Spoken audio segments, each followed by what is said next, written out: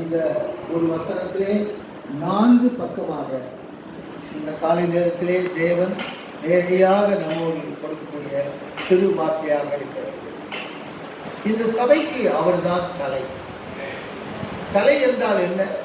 இந்த சபையில் வந்த அனைவரும் தலையாய கிறிஸ்துவுக்குள் அன்புடன் சத்தியத்தை கைக்கொண்டு தலையாய கிறிஸ்துவுக்குள் வளரும்படியாக என்று எபேசியர் 4:15 போல எழுதுகிறார்.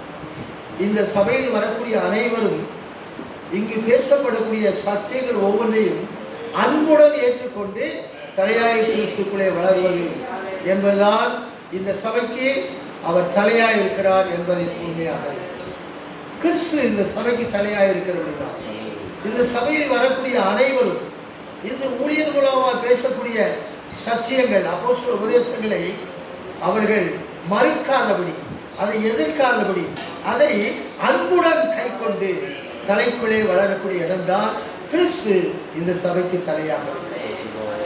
அனைவரும் வசனங்களை அன்புடன் ஏற்றுக்கொள்ளக்கூடிய இடம்.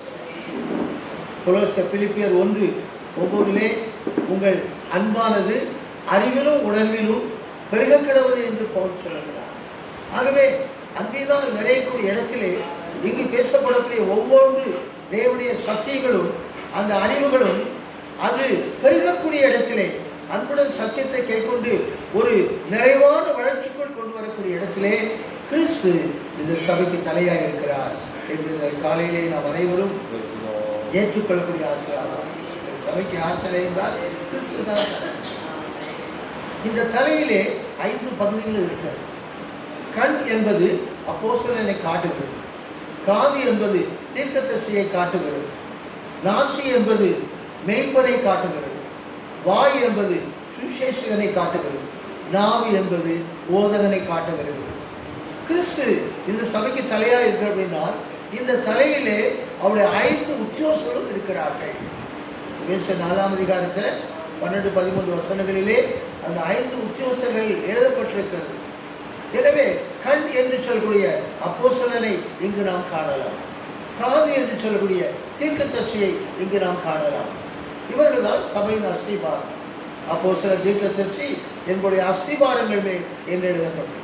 இந்த சபைக்கு அப்போஸ்தலர், தீர்க்கதரிசி என்ற இருவர் அஸ்திபாரம், 2 உத்தியோகர்கள் அஸ்திபாரங்களாக இருக்கிறார்கள். அதனுடைய அர்த்தம் என்ன? அப்போஸ்தலன் என்றால் சபையை வெளிப்படுத்துகிறவர், தீர்க்கதரிசி என்றால் கிறிஸ்துவை வெளிப்படுத்துகிறவர். இந்த ரகசியம் பெரியது. நான் கிறிஸ்துவை பற்றியும் சபையை பற்றியும் சொல்கிறேன்.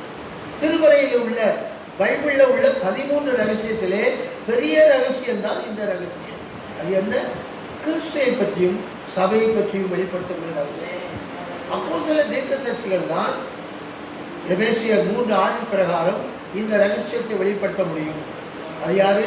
அப்போஸ்தல உத்தியோகம் சபையை பற்றியும், தீர்க்கதரிசன உத்தியோகம் கிறிஸ்துவை பற்றி வெளிப்படுத்தக்கூடிய இடத்துதான் இந்த கண்கள் காதுகள் என்று நாம் படிக்கிறோம். இந்த சபைக்கு அவர் தலையாக இருக்கிறார்கள். கண்கள் என்ற அப்போஸ்தலர்கள், காதுகள் என்ற தீர்க்கதரிசிகள் அந்த ரகசியங்களை வெளிப்படுத்தக்கூடிய இடத்திலே இருக்கிறார்கள். இந்த நாசி என்பது மோப்பம். இங்கு மெய்ப்பர்கள் ஒவ்வொரு குடும்பங்களை பற்றிய அனைத்து நிலவரங்களையும் மோப்பம் பிடித்து தெளிவடைந்து எந்த எதிர் வல்லமைகளும் குடும்பத்துக்குள் தாக்காத அளவில் அவர்கள் சபையை கண்காணித்து மேய்க்கக்கூடிய நாசி மோப்பம் என்ற மேய்ப்பர்கள் இங்கு தலையிலே இருக்கிறார்கள். 4ஆவதாக வாய் என்பது சுவிசேஷம். இந்த சபையில் இருக்கிற தேவனுடைய பிள்ளைகள் இங்கு சொல்லப்படக்கூடிய சத்தியத்தை அநேக இடங்களிலே சுவிசேஷமாய் அறிவிக்கக்கூடிய வாயாக இருக்கிறார்கள். சுவிசேஷகம் என்பது அநேகருக்கு ஆண்டவருடைய அன்பையும் ஆண்டவருடைய சத்தியங்களையும் சொல்லி அநேகரை கொண்டு வரக்கூடிய வாய்க்கள் என்ற உத்தியோகஸ்தரும் இங்கு இருக்கிறார்கள். கடைசியாக நாவு என்று எழுதப்பட்டது. நாவு என்றால் போதகர். யாக்கோபு 3 போதக உத்தியோகம் யாரும் செய்வதை கேர்ஃபுல்லாக செய்யணும். அநேக ஆக்கணைக்குள்ளாக தீர்க்காதபடி போதகராக. போதகர் என்பது சாதாரணமான விஷயம் இல்லை. அது நாவு. ஒரு நாவை ஒருவன் அடக்க அடங்காத அவயம். போதக உத்தியோகம் என்பது நாவை அடக்கக்கூடிய இடத்திலே மற்றவனுக்கு போதிக்கிற நான் தானே ஆகாதவரை போகாதபடி என் நாவை முழு சரீரத்தை அடக்கிறேன். நாவு ஒரு அடங்காத அவயவம். நாவை அடக்கும் போது நம்முடைய முழு அவயவங்களை நாம் அடக்க முடியும். இன்னைக்கு நாம் அடக்கவில்லையே. போதல் உத்தியோகம் என்பது அதை நாம் நடுக்கத்தோடு செய்யக்கூடிய உத்தியோகம். அநேகர் அக்கறைக்குள்ளாகபடி போதகராக நாவு என்பது, அந்த நாவு அது அக்கினிமயமான நாவு. நாவு நெருப்புதான். நாவு காட்டையை கொடுத்திடும். நம்முடைய நாவு அக்கினிமயமான நாவு. ஏசியாவை ஒரு தடல் நாம் தொட்டவுடனே அசுத்த உதடு எல்லாம் நீக்கி போய்விட்டது. ஆகவே கண்கள், காதுகள், நாசி, வாய், நாவு என்ற இந்த 5 உத்தியோகங்களும் இந்த சபையிலே கிறிஸ்து இந்த சபைக்கு தலையாக இருக்கிறார் என்று நாம் பார்க்கிறோம். இரண்டாவதாக அவர் இந்த சபைக்கு முதல்வராக இருக்கிறார். முதல்வர் என்றால் நம்மை நடத்தக்கூடியவர், நம்மை ஆளுகை செய்யக்கூடியவர். முதலமைச்சர் தான் இந்த நாட்டை ஆளுகை செய்து கொண்டிருக்கிறார். அனைத்து அதிகாரமும் அவர் கையிலே இருக்கிறது. ஆகவே இந்த சபையை கிறிஸ்து முதல்வர் என்ற இடத்திலே அவர் ஆளுகை செய்யக்கூடிய இடத்தில் இருக்கிறார். அந்த ஆளுகை இருமாப்பான ஆளுகையா? ஊழியர்களுக்கு தேவன் அதிகாரத்தை கொடுத்திருக்கிறார். அநேகர் இருமாப்பாக ஆளுகை செய்கிறார்கள். அதல்ல, கிறிஸ்து சபையில் அன்பு கொள்வது போல புருஷன் மனைவியில் அன்பு கொள்ள வேண்டும். சபை கிறிஸ்துக்கு கீழ்ப்படுகிறது போல மனைவி புருஷனுக்கு கீழ்ப்படிய வேண்டும் என்ற அந்த லாபதான், அந்த சட்டங்களை தான் பவுல், ஒரு புருஷன் மனைவி தான் சபையில் இருக்காங்க. அதுதான் கிறிஸ்து சபையும். கிறிஸ்து எப்படி சபையில் அன்பு கொள்கிறார், சபை எப்படி கிறிஸ்து கீழ்ப்படுகிறது என்பதை கற்றுக்கொண்டால்தான் புருஷன் மனைவி என்ற இடத்திலே அவர்கள் ஒன்றே இடத்திலே இருக்க முடியும் என்பதை பவுல் சேர்க்கிறார். ஆகவே முதல்வர் என்பது இந்த சபை அன்பிலே வழிநடத்தக்கூடிய சபையாக இருக்கிறது. இந்த சபைக்கு ஆதி அன்பு இருக்கிறது. இந்த சபைக்கு அறிவோடு கூடிய அன்பு இருக்கிறது. இந்த சபைக்கு அறிவு கட்டாத அன்பு இருக்கிறது. இந்த சபைக்கு அழியாத அன்பு. எபேசியர் 2:4 தான் ஆதி அன்பு. பிலிப்பியர் 1:9 தான் அறிவோடு கூடிய அன்பு. எபேசியர் 3:18-19 தான் அறிவு கட்டாத அன்பு. எபேசியர் 6 கடைசி தான் அழியாத அன்பு. இந்த 4 அடுக்கு அன்புகள் தான் இந்த முதல்வர் என்ற இடத்திலே இந்த சபை முழுவதையும் வழி நடத்தக்கூடிய இடத்திலே அன்பிலே தான் நாம் எல்லா காரியங்களையும் 1:13 அன்பை பற்றி பவுல் பல எச்சரிப்பை கொடுத்திருக்கிறார். அன்பின் சற்குணம் கற்று என்று சொல்லப்பட்டது. அது 14 கட்டுகள். 1:13, 4, 5, 6, 7 வசனங்களிலே 14 7 எஸ் என்று இருக்கிறது, 7 நோ என்று இருக்கிறது. 7 பிளஸ் 7 மைனஸ் அன்பின் பூரணம், அன்பின் அபூரணம் என்ற இடத்திலே பவுல் சொல்கிறார். அன்பு அழியாது, அன்பு நிறைவானது, அன்பு பெரியது என்ற மூன்று மார்க் அங்கு போடப்பட்டதாக நாம் படிக்கிறோம். ஆகவே முதல்வர் என்ற இடத்திலே அழியாத அன்பு, முதல்வர் என்ற இடத்திலே நிறைவான அன்பு, முதல்வர் என்ற இடத்திலே பெரிய அன்புதான் இந்த சபையின் முதல்வர் என்ற இடத்திலே தேவன் வழி நடத்தக்கூடிய பகுதியாக இருக்கிறார். மூன்றாவது, இந்த சபைக்கு அவர் ஆதியாக இருக்கிறார். ஆரம்பம் அற்பமாக இருந்தாலும் முடிவு சம்பளமாக. அற்பமான ஆரம்ப நாளை யாரால் அசட்டைப்படக்கூடும் என்று நமக்கு ஆறுதலாக தீர்க்கதரிசி எழுதுகிறார். விசுவாசத்தை தோற்கிறவர் விசுவாசத்தை முடித்தார். இந்த சபைக்கு கிறிஸ்து ஆதியாக இருக்கிறார். அவரே துவங்கி அவரே முடிக்கக்கூடிய. எபிரேயர் 12:1 மேகம் போன்ற திரான் சாட்சிகள் நம்மை சூழ்ந்து கொண்டிருக்க பாவமான வியாதியான யாவற்றையும் தள்ளிவிட்டு சுவாசத்தை தொகுக்கி முடிக்கக்கூடிய இயேசுவை நோக்கி ஓடி அந்த பந்தயத்தை பெற்றுக்கொள்ள வேண்டும். இந்த பந்தயத்தை தடை செய்யக்கூடிய 3 வல்லமைகளை பவுல் எழுதுகிறார். 1 தலையிலே பாரம், 2 இருதயத்திலே பாவம், 3 சரீரத்திலே வியாதி. பாரத்திலும் பாவத்திலும் தான் வியாதி வருது. ஆகவே பாவமான வியாதியான யாவற்றையும் நாம் தள்ளிவிட்டு சுவாசத்தை துவக்கிற முடிக்கிற இயேசுவை நோக்கி அந்த பந்தயம் ஆதி என்றால் இயேசுவை தாங்க பார்க்கணும், வேற யாருமே பார்க்கக்கூடாது. நான் சாட்சியாக சொல்ல முடியும், இயேசுவை தவிர ஒரு ஆளை நான் பார்த்ததில்லை. ஒரு ஆளுடைய குறைபாடுகள் பிரச்சனைகள் எனக்கு தெரியவே தெரியாது. எந்த தவறுகள் என்ன இருந்தாலும் என் கண்ணில் தவறாக இருக்காது. தவறை நான் பார்ப்பதில்லை, தவறை நான் பேசுவதில்லை, யாரை நான் தவறாக சொன்னதும் இல்லை. கிறிஸ்துவையே பார்க்கக்கூடிய அவர் நம்மை துவக்குவார், அவர் நம்மை முடிப்பார். யாரையும் பார்க்க வேண்டிய அவசியம் இல்லை. சகோதரர்களை நிச்சயமும் குற்றம் சாட்டுகிறவன் கீழே தள்ளப்படுவான்.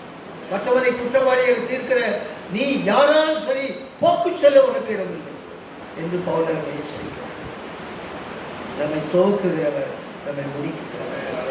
மோசே எகிப்தை விசுவாசத்திலே கடந்தார், செங்கடலை விசுவாசத்திலே கடந்தார், வனாந்திரம் முழுவதும் விசுவாசத்திலே அற்புதங்களை நடப்பித்தார். ஆனால் கானானுக்குள்ள அவர் முடிக்க முடியவில்லை, துவங்கினார், முடிக்க முடியவில்லை. இயேசு நம்மை துவக்குவார்கள். பழைய ஏற்பாட்டு தலைவர் சுவாசத்தை துவங்கி சுவாசத்தில் முடிக்கவில்லை. ஆனால் புதிய ஏற்பாட்டு தலைவராகி நம்முடைய கர்த்தர் நம்முடைய விசுவாசத்தை துவக்கி சுவாசத்தை முடிப்பார், நம்முடைய கரம் பிடித்து வழி நடத்துவார். இதனுடைய துவக்கமும் முடிவும் கிறிஸ்துவாக இருக்கிறார். அவரை நோக்கி அந்த பந்தை பொருளை பெற்றுக்கொள்ள வேண்டும். பந்தை பொருள் என்பது எக்காலம் தொனிக்கும் போது அவரை நம் முகமுகமாக சந்திப்போம் என்பதால் பந்தை பொருள். கடைசியாக இந்த சபைக்கு அவர் முதற் பேராக இருக்கிறார். 4வது பகுதி.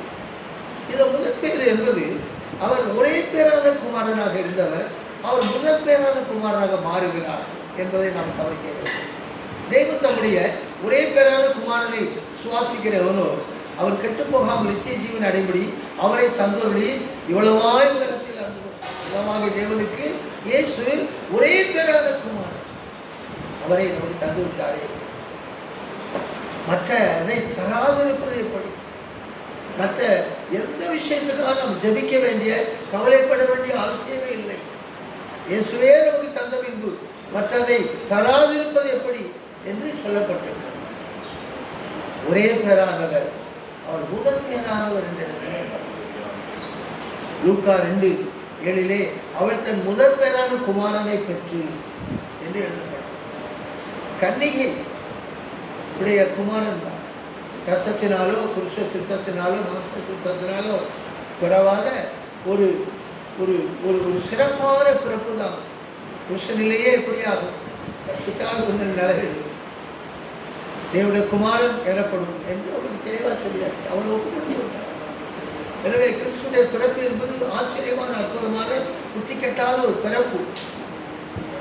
அதை குறித்து தான் இங்கு நாம் காண்கிறோம். அது முதல் பேரான குமாரன். ஆட்சிக்காரங்க ஒரே பேரான குமாரன் தான் சொல்றாங்க, நம்ம சொல்லலை.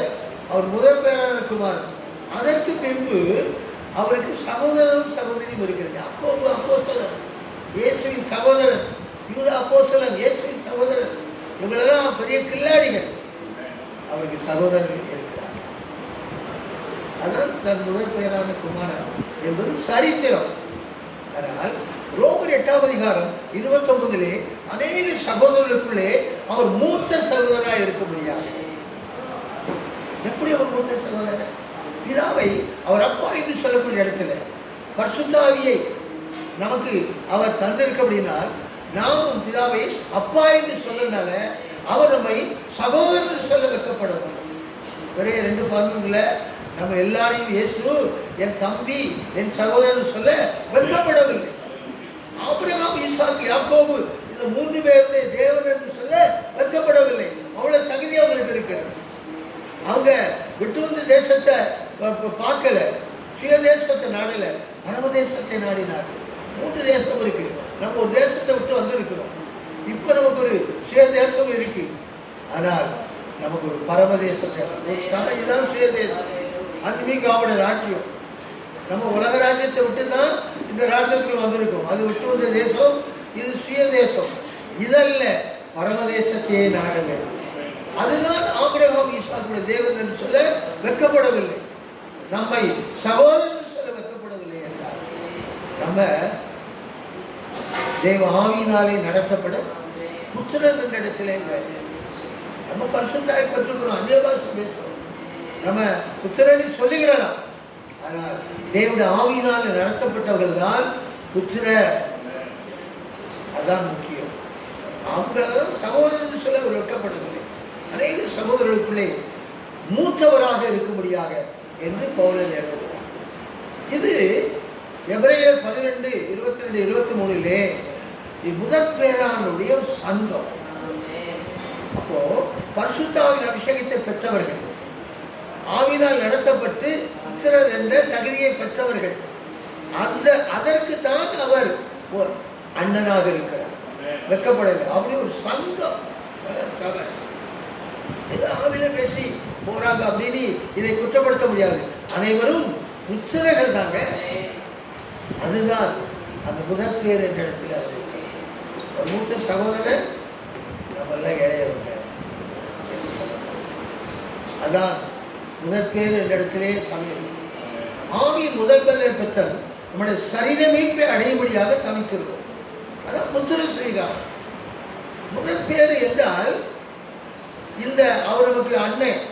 ஆனா முதற் பலன் அது கிறிஸ்து. 1:15-23 ஆதாமுக்கள் எல்லாம் மறிக்கப்பட கிறிஸ்துக்கள் எல்லாம் உயிர்ப்பிக்கும். முதற் பலனான கிறிஸ்து.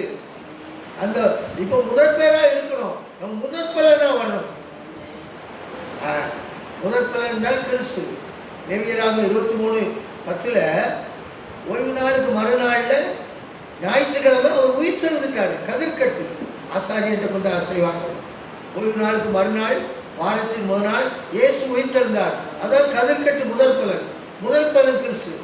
50வது நாளுக்கு மறுநாள், 49 நாளுக்கு மறுநாள் அதை ஆயத்தமாக்கப்பட்டு 2 அப்பமாக இருக்கும். ஒன்று சியோன், மற்றொன்று எருசலேம். அதான் முதற் பலன். அந்த கதிர்கட்டு தான் முதற் பலன். அதில் தான் நம்ம தயார் பண்ணி 2 அப்பமாக வருகிறோம். நாமும் முதற் பலன். முதற் பலன் கிறிஸ்து. பின்பு அவருடையவர்கள் அவர் வரும்போது உயிருடன் வருவார். அதுதான் இந்த சபைக்கு முதற் பேர். இந்த 4 ஆசீர்வாதங்கள் இந்த காலை நேரத்திலே, இந்த ஊழியம் 100க்கு 100 இடத்திலே அது மார்க் வாங்கக்கூடிய இடத்தில் இருக்கு. கிறிஸ்து இந்த சபைக்கு தலை. அனைவரும் அன்புடன் சத்தியத்தை ஏற்றுக்கொண்டு வளருவார்கள். கிறிஸ்து இந்த சபைக்கு முதல்வர்.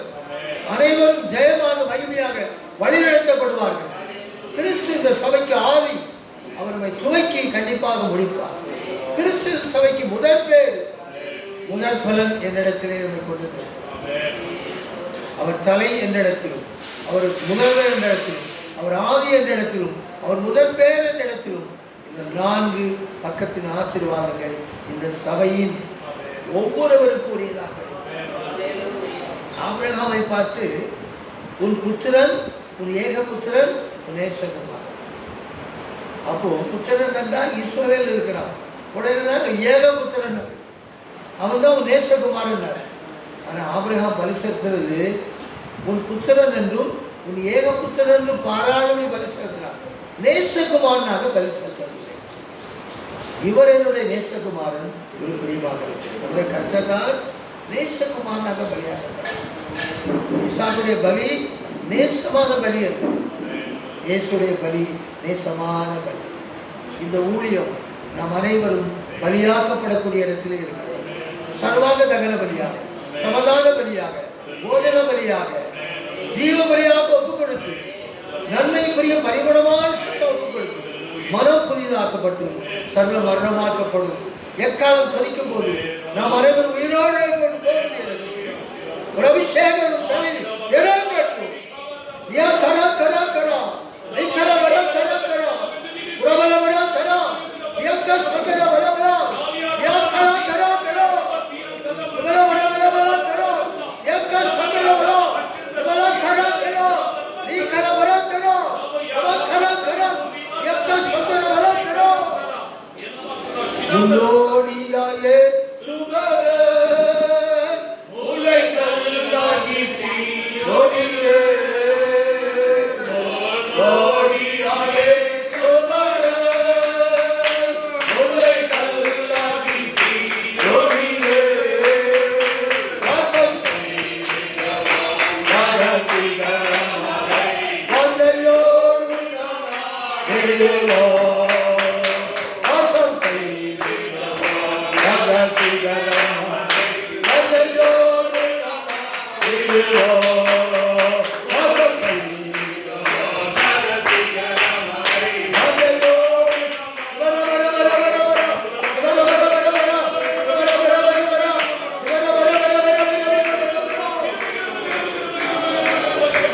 சபை கட்டப்பட்டிருந்தால்